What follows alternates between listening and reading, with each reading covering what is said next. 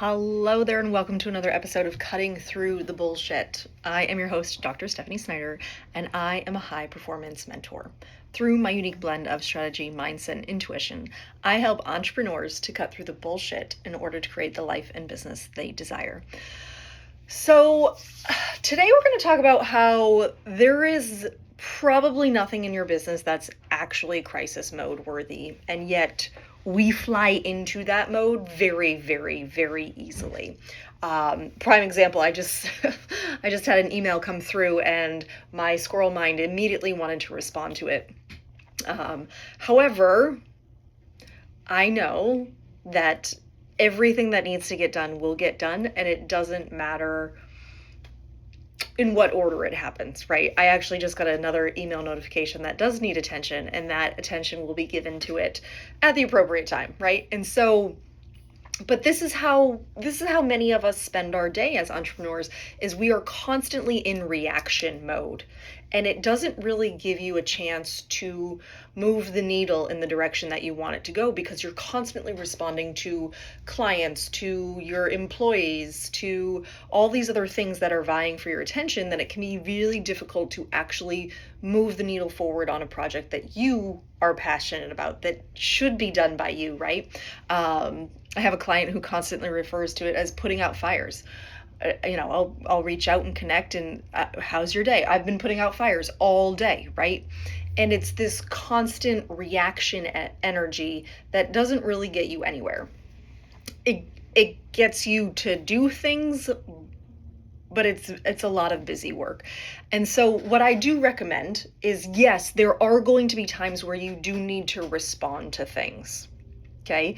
But there should also be time, or react to things, but there should also be times during your day in which you legitimately have a do not disturb thing up, right? Whether it's on your phone or your email or whatever, right? A do not disturb that basically says, hey, I'm in something, right? And that time is set aside for you to do some planning, for you to do some budgeting, for you to do some goal setting, for you to do some visionary work, right? Like, there should be time set aside, if not every week, if not every day, every week, where you are doing the things that only you can do as the business owner. And yes, then there needs to be times where you are reacting to some of the other stuff during the day. But here's the beauty of this, right? So, without fail, when people come across a problem, or maybe this isn't everybody, but it's definitely true for me, when I come across a problem, I will call appropriate people, right, to see if I can get an answer. But if I can't get those people, I will do research on my own. And I will try to figure out the solution to the problem while I'm waiting for a callback. Right now, sometimes, yes, it's probably easier to wait for the person that you reached out to because they probably have more information than you. But I like to consider myself as very resourceful. And so if I don't know the answer to something, I want to find it out, and I want to find it out quickly. That way I can move on to the next thing, right? This is actually a beautiful thing, because I'm empowered to find the response. And you know what happens when you don't coddle your employees? When you don't constantly put out their fires,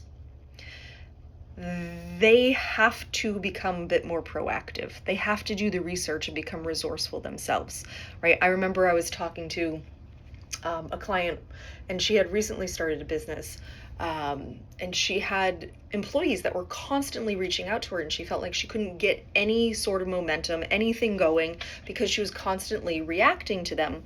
And I told her that what she needed to do was to step away from her email, because these people were reaching her remotely. It wasn't an office, she worked virtually, right? And these people were reaching her remotely, and she felt like she had to constantly be available for email so that she could help them. But what she was doing was was actually disempowering them, because she was so readily available that they weren't seeking out the answers to their own questions. They were just going to her. And it wasn't empowering to them in any way, shape, or form. And so what I recommended that she do was set some boundaries around responding to her email. There are very few things in your business that require a 911 emergency response kind of a thing. Very few, if any. If we're being honest about this, unless you're working in the actual ER, there are probably not a whole lot of things in your business that require that type of attention. Now, some people will bring it to you like that because they forgot to do something or drop the ball or whatever else, right? Like there will be something like that that will come across your desk, but most of the time it's not going to be like that. And so how do you kind of prevent this from happening? How do you stay on top of the ball for it? Well, you set aside time. You have boundaries, right? So let's go through these are the things that work really, really well for me. So one, I have designated time slots for certain activities. I like to batch create. As you know, if you've watched my YouTube or listened to my podcast before, I like to batch create. And so I will be doing a bunch of similar tasks all at the same time during the same time per week, kind of a thing, right?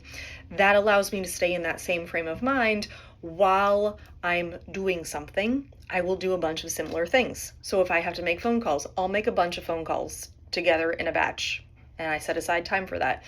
I have a schedule during the week. Yes, it's flexible, has to be, right? But I have certain things that I am working on each day of the week during the week to ensure that I'm moving the needle forward. Now, the thing that really messes people up, which is why you get to the end of the week and you're like, holy crap, I've accomplished nothing, is because when you're constantly reacting, you don't actually get any headway, right? It's like, I just had this example of all these flies, like constantly swatting flies, right? Like constantly swatting flies instead of just moving your location, right? If you're constantly swatting flies outside, move inside, and then, oh, wait, you're less distracted, right? Because when you're distracted, you're actually not doing a great job of that task anyways. So what I like to do is, one, I have a schedule. It's flexible. Number two, I have boundaries around my time. So if there's a call that comes in and I'm in the middle of something, I will not answer it because I'm in the middle of either, whatever it is, right? Whether it's recording my podcast or writing or whatever it is, there are times where I will actually put my phone in do not disturb. I will turn off notifications because the truth is the task that I'm doing is probably only going to take me about 20 minutes anyways. And chances are that phone call, that email, that whatever can wait about 20 minutes. Am I right? Yes. So, have a schedule. Go to ChatGPT if you're not sure what your schedule should be. Let it generate a schedule for you and then modify it as needed. It can be flexible. It'll be okay, right? So, put together a schedule. Let it be flexible. Create some boundaries around those times. Have certain times during the day or the week in which you're doing specific tasks, and put your phone, your devices on do not disturb so that you're not constantly bombarded by those things. And then give yourself some time for reactionary stuff, right? The same was true early on in my business when I was doing the nap time hustle. There were certain times during the day in which I was doing certain tasks. And then on Friday mornings, I had a catch-up day. Thursday afternoons, catch-up day, where I was catching up on the things that maybe fell through the cracks because I ran out of time, right? Or the baby was sick or not sleeping or whatever it was. There was time built into my week in which I was not carrying everything else through that weekend. So I was able to accomplish things because the truth is a lot of your stuff doesn't have to be done right this second. The customer's still going to be there. The client's still going to be there. Prime example, I just reached out to somebody who had requested information a month ago. And they were like, yeah, I still need that thing. Cool. Right? Like, they're going to be there and it will be fine. So you don't have to show up in reactionary mode. And this starts when you wake up. If you are somebody who immediately checks your email, your Instagrams, your social media, the second that your feet hit the floor, you're already in reactionary mode.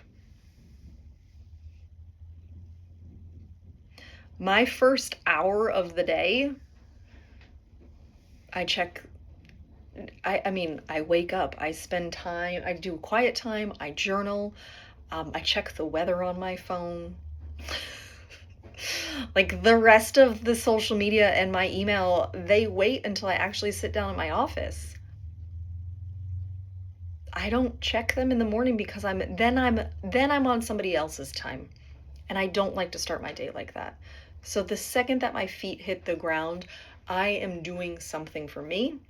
I am starting in a responsive mode, not in a reactionary mode. Now, what's the difference here? Okay. Reactionary mode is you just do something that's automatic. You don't even think about it. You don't have time to decide what you actually want to do. Being responsive means that you've actually thought about it and you're taking the time to decide the next step. You're very cognizant of what's happening, right? When you think of things that are reactionary, right? You duck if you see a shadow coming at you, right? Those kinds of things. Reactionary doesn't require any thought. A lot of our day is set up that way because we're just trying to put out the fire so we can move on to the next thing. Well, guess what? There are constantly going to be fires. So you've got to set aside time for the thing that's important to you, the priority that you need in order to move forward. This is why priorities are really important. Previous episodes, you can check out that for sure, right? Okay, so what I recommend here, find a schedule, set up some boundaries, and use do not disturb. Absolutely. Even if it's just for a half hour a day so you can have lunch.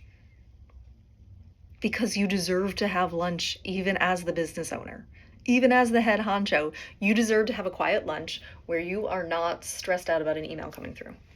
So, I'm sending you so much love. I hope that you have a beautiful rest of your day. And as always, be you because the world needs more of you. Bye.